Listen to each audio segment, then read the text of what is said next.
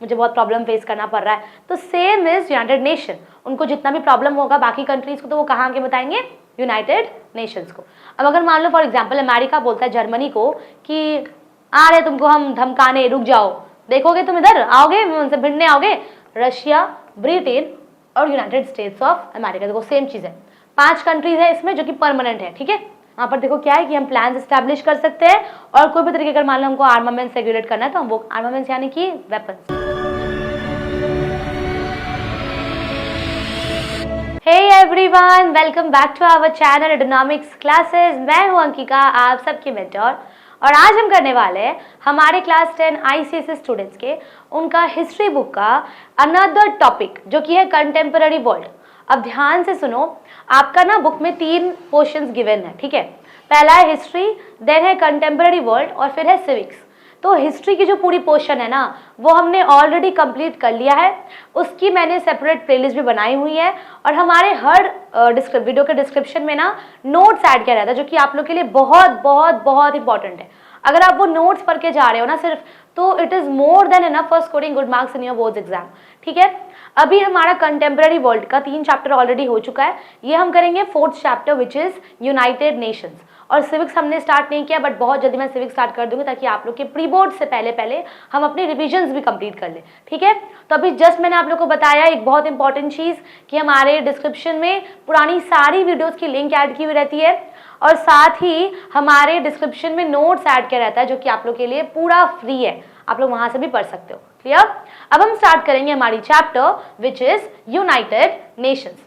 अब देखो हमने क्या पढ़ा था कि फर्स्ट वर्ल्ड वॉर में बहुत प्रॉब्लम्स हुआ, बहुत लड़ाई झगड़ा हुआ, सब कुछ हुआ, बट उसके बाद जो सेकेंड वर्ल्ड वॉर हुआ ना वो कुछ ज्यादा ही खास था।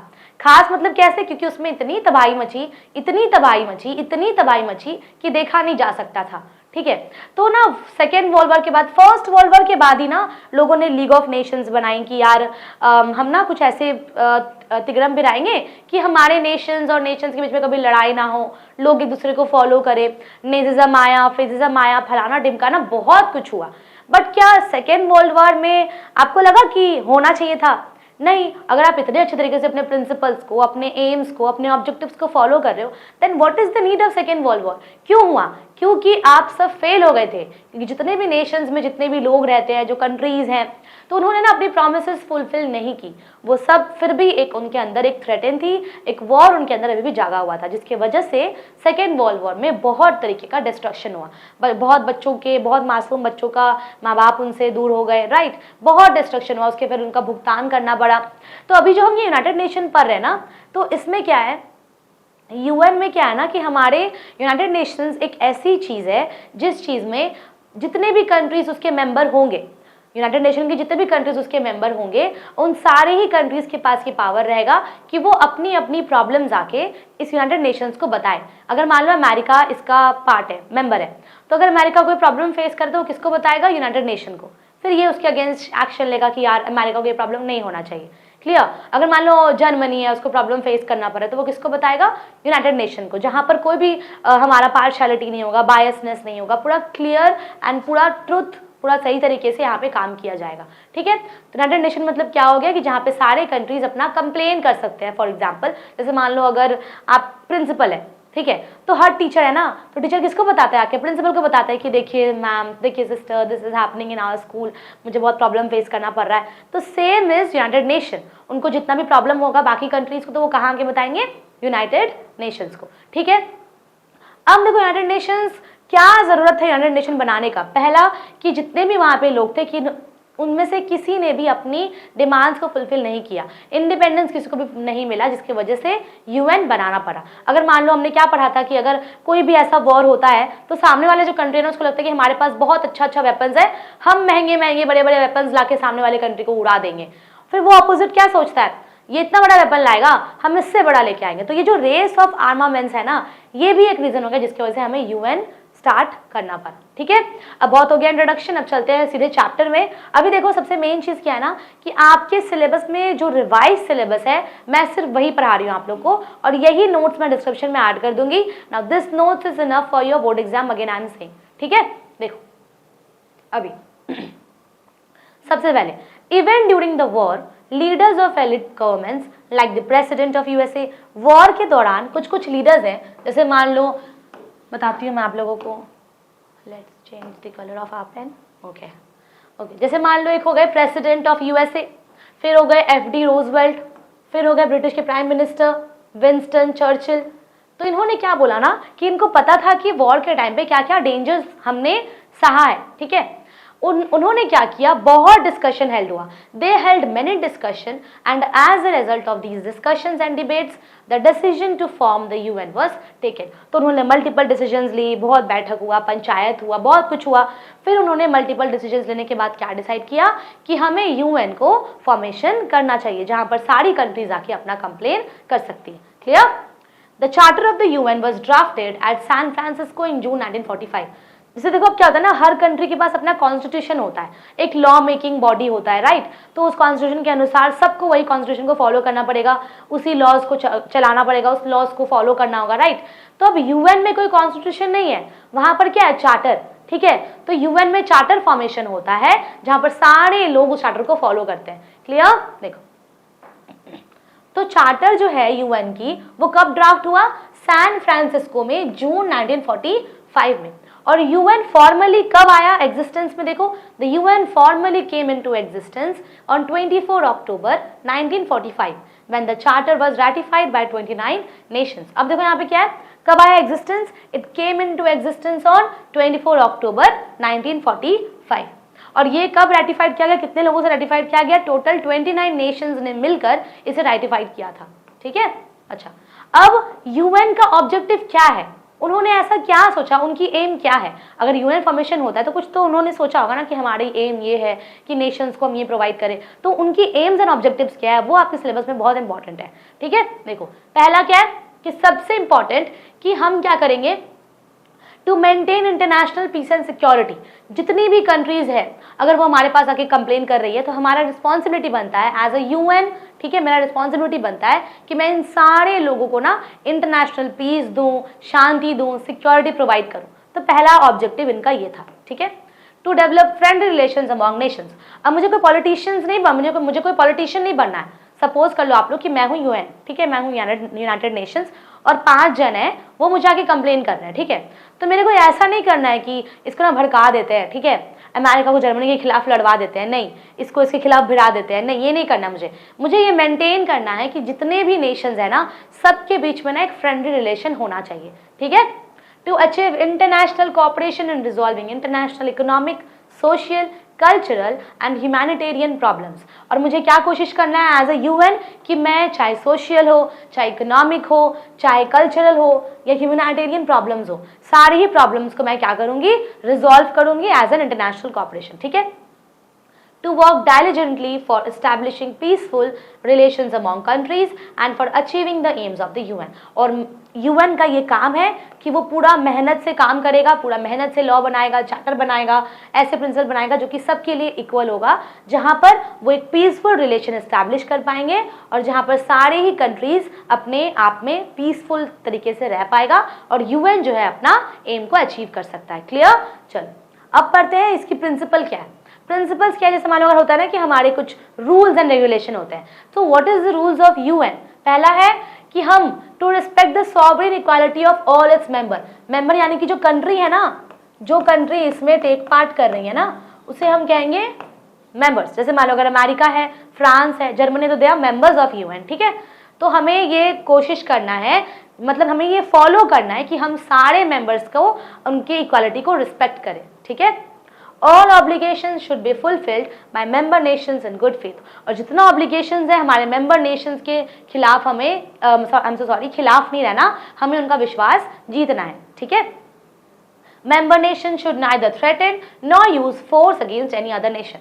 अब अगर मान लो फॉर एग्जाम्पल अमेरिका बोलता है जर्मनी को कि आ रहे तुमको हम धमकाने, रुक जाओ, देखोगे तुम इधर आओगे, उनसे भिड़ने आओगे, तो वो थ्रेटन कर रहे हैं ना। तो यहाँ पर क्या होगा, यहाँ पे यूएन का प्रिंसिपल क्या है, कोई भी मेंबर नेशन किसी ऑपोजिट मेंबर नेशन को ऐसे थ्रेटन नहीं कर सकता और धमका नहीं सकता, ठीक है। Next, member nation should support and assist the UN in every action which is taken by it. और जो मेंबर नेशन, जितने मेंबर नेशंस हैं वो सारे मेंबर नेशंस यूएन को सपोर्ट करेंगे ताकि उनको भी बदले में एक पीसफुल सिक्योरिटी मिल सके। Clear? The UN should not interfere in internal affairs of any country.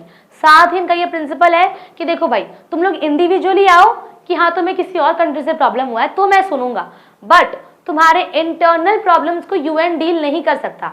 जो यूनाइटेड नेशंस है ना, वो किसी भी कंट्री के इंटरनल अफेयर्स को डील नहीं कर सकता। ठीक है, चल नेक्स्ट। अब देखो इसमें ना 3 चीज है, एक है जनरल असेंबली, एक है सिक्योरिटी काउंसिल, एक है हमारा, एक सेकेंड रुको मैं देख लेती हूँ क्या है, हाँ, इंटरनेशनल कोर्ट ऑफ जस्टिस। अब देखो सिंपल है, आपके सिलेबस में ना सिर्फ फंक्शंस आ रहे हैं, functions of security council, general assembly and international court of justice, but हम पूरा अच्छे से पढ़ लेंगे ताकि हमें कुछ जनरल नॉलेज मिल जाए। ठीक है, फर्स्ट ऑफ ऑल देखते हैं जनरल असेंबली क्या है। It is the main organ of the UN and all the members of UN are the members of the General Assembly. Assembly UN जो है ना, वो जनरल असेंबली यूएन का main organ है। ठीक है, अब यहाँ पर जितने मेंबर्स यूएन के हैं सारे मेंबर्स जनरल असेंबली के भी मेंबर होते हैं। ठीक है, ईच कंट्री हैज 1 वोट। अगर मान लो 5 कंट्री है, सपोज कर लो हम कर लेते हैं यूएसए, ओके, कर लेते हैं फ्रांस, आगे पढ़ेंगे हम कि क्या क्या कौन कौन से कंट्री हैं, जर्मनी, ठीक है, रशिया, और कर लेते हैं हम चाइना। ठीक है, तो ये 5 कंट्री है, तो हर कंट्री के पास 1 वोट होगा, यानी कि यूएसए के पास 1 वोट है, फ्रांस के पास 1 वोट है, जर्मनी के पास 1 वोट है, रशिया के पास 1 वोट है और चाइना के पास 1 वोट है। ठीक है, next, regular sessions of general assembly begins each year on the 3rd Tuesday of September and continues up till the 3rd week of December. और हर मीटिंग कब होता है? एवरी 3rd ट्यूसडे ऑफ सितंबर, और कब तक चलता है ये? दिसंबर के कब तक? 3rd वीक ऑफ दिसंबर तक। Clear? A new president is elected for each new session, और हर एक न्यू सेशन पे नए प्रेसिडेंट इलेक्ट किए जाते हैं। ठीक है, decisions on important matters are made by 2/3 majorities of the member nation. मान लो ये जो 5 लोग हैं ना, जो 5 कंट्री हैं, इसमें से टोटल पॉपुलेशन जितने मेंबर्स होंगे उसमें से अगर मान लो 2/3 का पॉइंट पॉजिटिव आ गया तो हम उनके तरफ जाएंगे। अगर मान लो कि इसमें से 2/3 लोगों ने डिसाइड किया कि हमें ये चीज चाहिए, तो जो बाकी 1/3 है ना, हमको उनका बात नहीं सुनना है। 2/3 है मतलब कि हमें इनको ही फॉलो करना है, तो 2/3 मेंबर्स के अनुसार मेजॉरिटी वोट वहां पर जाती है। या These matters include budgetary issues, expulsion of members and admission of new members. अब यहाँ पर क्या होता है कि ये जो मैटर्स में हम क्या क्या इशू को डाल सकते हैं, अगर कोई बजटरी इशू है, अगर कोई मेंबर्स का एक्सपल्शन हुआ है, या फिर अगर हमें किसी नए मेंबर को ऐड करना है, तो वो हम यहाँ पर डिस्कस करेंगे। ठीक है, अब देखते हैं कि इसका फंक्शंस एंड पावर्स क्या है। पहला, to make recommendations on the principles of cooperation while maintaining peace and security। अब क्या बोलते हैं कि भाई पीस एंड सिक्योरिटी तो हमें मेंटेन करना है, भाई शांति होना चाहिए, बट साथ ही हमें क्या करना है? प्रिंसिपल ऑफ कॉपरेशन को फॉलो करना होगा। सेकेंड क्या है? To discuss any question related to international peace and security.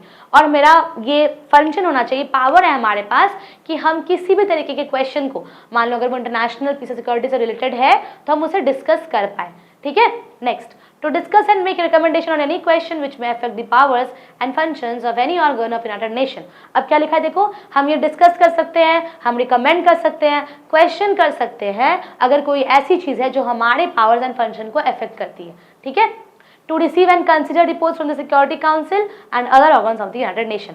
देखो समझ में क्या आता है हमें कि जनरल असेंबली कहाँ से रिपोर्ट कंसिडर करता है, लेके आता है सिक्योरिटी काउंसिल से, तो हमें रिसीव करना है सिक्योरिटी काउंसिल से रिपोर्ट, कंसिडर करना है उस रिपोर्ट को। ठीक है, next, to consider and approve the budget of the United Nation. फिर जो बजट होता है ना डिसाइड यूनाइटेड नेशन का, उसे हम कंसिडर करेंगे और हम ही अप्रूव कराते हैं, यानी कि जो जनरल असेंबली है वो यूएन यूनाइटेड नेशन के बजट को कंसिडर करती है और रिपोर्ट करती है। ठीक है, to elect non-permanent members of the Security Council, the Economic and Social Council and Trusteeship Council, and to elect the judges of the International Court of Justice। तो इनका मेन पावर क्या है कि ये क्या इलेक्ट करते हैं? देखो ये इलेक्ट करते हैं, अगर कोई नॉन परमानेंट मेंबर है ना तो उसको इलेक्ट करते हैं सिक्योरिटी काउंसिल के लिए। ठीक है, फिर इकोनॉमिक हो, चाहे सोशल काउंसिल हो या ट्रस्टीशिप काउंसिल हो, ठीक है, तो उनको भी यही इलेक्ट करते हैं। और साथ में इंटरनेशनल कोर्ट ऑफ जस्टिस तो हम 3rd में पढ़ेंगे, उसके प्रेसिडेंट भी कौन इलेक्ट करते हैं? जजेस को कौन इलेक्ट करते हैं? हमारे जनरल असेंबली। क्लियर? अब पढ़ते हैं हम सिक्योरिटी काउंसिल। देखो, it is an executive body of the United nation. ये एग्जीक्यूटिव बॉडी है। ठीक है, इसमें 15 मेंबर्स है। It consist of 15 members.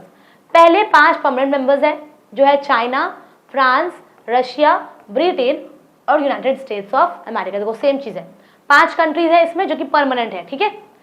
10 other non permanent members consist of 5 members from, अब देखो 15 मेंबर्स टोटल होने चाहिए, यहाँ पे कितने हैं, 15 है ना, इसमें से 5 परमानेंट होते हैं और 10 जो है वो नॉन परमानेंट होते हैं, ठीक है।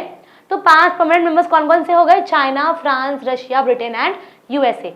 अब 10 जो नॉन परमानेंट मेंबर्स हैं वो कौन है, एक हो गए हमारे 5 मेंबर्स जो कि एफ्रो एशियन कंट्रीज से हैं, 2 members from the Latin American countries and 2 members from the West European countries and 1 member from the East European country, ठीक है। और हर मेंबर के पास एक वोट है, देखो each member has 1 vote, यानी कि देखो चाइना के पास सिर्फ 1 वोट है, फ्रांस के पास सिर्फ 1 वोट है, रशिया के पास सिर्फ 1 वोट है, ब्रिटेन के पास सिर्फ 1 है और यूएसए के पास सिर्फ 1 है। तो ये हो गए 5 परमानेंट वोट्स, बट 10 हो गए नॉन परमानेंट, ठीक है। Decision in Security Council is taken after at least 9 members vote in its favor, including the permanent members. देखो सिंपल है, एक ना कैलकुलेशन बताती हूँ मैं आप लोगों को, देखो सिंपल, ध्यान से सुनो। अब ये हो गया हमारा, सॉरी वेट, ये हो गया हमारा सिक्योरिटी काउंसिल, ठीक है। इसमें क्या हो गया, 5 हो गए परमानेंट मेंबर्स, ठीक है, और 10 हो गए नॉन परमानेंट मेंबर्स, ठीक है। अब क्या होता है ना, टोटल मेंबर्स कितने हो गए हमारे, टोटल कितने हो गए 15। अब इसमें से 5 को पता है कौन परमानेंट मेंबर्स है, हर एक के पास एक वोट होता है, डिसीजन वोट हर एक के पास होता है। अब जो ये 15 मेंबर्स है ना, इसमें से अगर 9 मेंबर मेजॉरिटी में है तो डिसीजन लिया जाएगा। अब बोलोगे 9 मेंबर कौन होना चाहिए, इसमें से 9 मेंबर क्या है, देखो 5, वेट, इसमें से देखो क्या है, 9 में 5 तो हो गए परमानेंट मेंबर्स, जो 5 परमानेंट मेंबर्स है ना उनका वोट तो इस 9 में ही है, ठीक है। बाकी के जो 4 है ना वो कहां से आएंगे, नॉन परमानेंट से, यानी कि इनके पास सिर्फ 4 वोट है, इनके पास ऑल 5 वोट्स है, तो हो गया 9 वोट्स। अब अगर ये 5 वोट का 5 वोट पूरा यहाँ पे आया, यहाँ से 4 वोट आ गया तो डिसीजन होगा। सपोज कर लो कि नहीं आया, 4 नहीं 3 ही आया, तो डिसीजन नहीं होगा। अगर ये चाहता है ना कि हम 5 दे पाए वोट, तो भी ये दे नहीं सकता, क्योंकि इधर से सिर्फ 4 ही वोट आ सकता है, ठीक है। अब अगर मान लो कि यहां से ये लोग बोलेंगे कि नहीं, मान लो यूएसए बोल दे नहीं मुझे सपोर्ट नहीं है इस पे, तो 4 ही वोट आया ना, यहाँ पे कितना हो गया, 4 वोट हो गया, यहाँ हो गया 4। तो ऐसा नहीं कि हम यहाँ से एक ले सकते हैं, ऐसा नहीं है। अगर यहाँ पूरा 5 का 5 नहीं आता है ना तो डिसीजन लेना ही नहीं है, मतलब इनके पास इतना पावर्स है कि अगर कोई एक मना कर देगा तो पूरा डिसीजन खत्म, वहां पर आप यहाँ इनसे नहीं मांग सकते। समझ में आ गया, आई होप इट्स क्लियर। चलो देखो क्या लिखा है, at least 9 members vote in its favour including the permanent members, मतलब कि परमानेंट मेंबर्स को इंक्लूड करके 9 मेंबर्स होने चाहिए।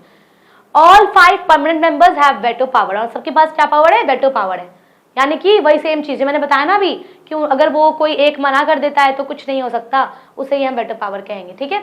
If any one of the 5 permanent members nation cast a negative vote on a decision, the decision does not pass, तो अगर उनमें से कोई भी एक मना कर देता है तो डिसीजन पास ही नहीं होगा। नाइस ना, पावरफुल, देख रहे हो। देखो फंक्शन क्या है इनका, फिर से वही फंक्शन है कि ये इंटरनेशनल पीस एंड सिक्योरिटी को मेंटेन करे, टू इन्वेस्टिगेट एनी डिस्प्यूट और situation which might lead to international tension और कॉन्फ्लिक्ट्स। अगर मान लो कोई भी ऐसा डिस्प्यूट होता है या सिचुएशन है जहां पर कोई हमें इंटरनेशनल टेंशन हो सकती है, कॉन्फ्लिक्ट हो सकता है, तो हम उसे वहां पर डील करेंगे। To establish plans for the establishment of a system to regulate armaments, वहां पर देखो क्या है कि हम प्लान एस्टैब्लिश कर सकते हैं, और कोई भी तरीके अगर मान लो हमको आर्मामेंट्स रेगुलेट करना है तो हम वो आर्मामेंट्स यानी कि वेपन्स, ठीक है। उसके बाद मिलिट्री एक्शन ले सकते हैं हम, ठीक है। Recommend the admission of new members, हम रिकमेंड कर सकते हैं कि भाई हाँ कौन कौन से न्यू मेंबर्स ऐड ऑन हो सकते हैं, बट डिसीजन कौन लेता है, जनरल असेंबली, ठीक है। To recommend the appointment of secretary general and with the assembly elect the जजेस of the international court of justice, same चीज है कि क्या इलेक्ट करते हैं, जजेस of international court of justice. तो ये पावर है सिक्योरिटी काउंसिल का, ठीक है। नेक्स्ट एंड लास्ट है हमारा International Court of Justice. It is the principal judicial organ of the United Nations.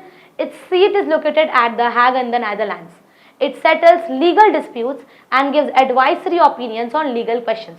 क्या करता है देखो, कहाँ पे इनका ऑर्गन है, नेदरलैंड्स में, ठीक है। ये क्या करती है, लीगल डिस्प्यूट्स को सेटल करती है और साथ ही एडवाइजरी ओपिनियंस देती है कोई भी लीगल क्वेश्चन पे, ठीक है।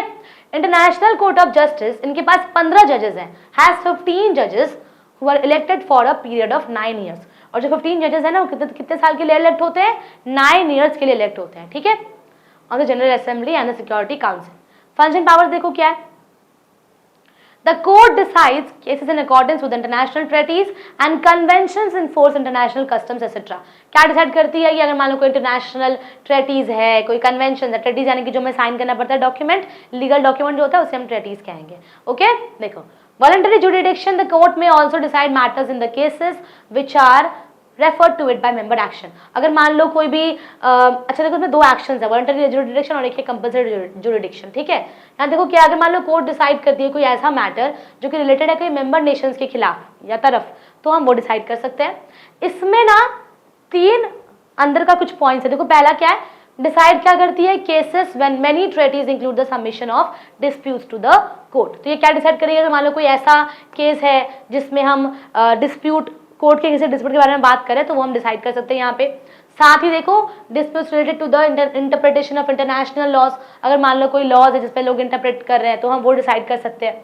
Decide cases related to the representation of which is to be made for breaching any international obligations, अगर मान लो कोई ऐसा इंटरनेशनल ऑब्लिगेशन है तो हम वो डिसाइड कर सकते हैं केसेस, ठीक है। Court can give its advisory opinion only when present members nation request the court to give its advisory opinion. साथ ही देखो इतना अच्छा बात लिखा है, जब बोला जाए ना तभी दो, आपसे ओपिनियन मांगा गया है तो दो, नहीं मांगा है तो चुप रहो, सेम चीज है। अगर उनसे मांगा जाता है ओपिनियन, एडवाइजरी ओपिनियन, तो वो देंगे, वरना वो नहीं देंगे, ठीक है। नेक्स्ट, कोर्ट ऑल्सो क्या इंपॉर्टेंट रोल प्ले करती है, it also plays an important role in codifying international laws, ठीक है। It also recommends the appropriate steps which need to be taken for peaceful settlement of disputes, और जितना possible steps हो सकता है एक पीसफुल सेटलमेंट के लिए बिना किसी डिस्प्यूट या कॉन्फ्लिक्ट के, तो सारे steps international court of justice ले सकती है, okay.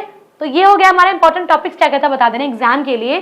Function of international court of justice, ठीक है, function of security council, function of general assembly, और उसके बाद है हमारा AIIMS and objectives of UN, ठीक है। तो ये थे हमारे चैप्टर यूनाइटेड नेशंस। अब इसके बाद तो चैप्टर और बचा हुआ है हमारा, फिर हिस्ट्री सिलेबस हो जाएगा खत्म, फाइनली खत्म हो जाएगा हमारा सिलेबस। बचा क्या है, major agencies of United Nations, और बचा हुआ है हमारा non aligned government, right, okay. चलो मिलते हैं अगली वीडियो में, till then take care and thank you for watching.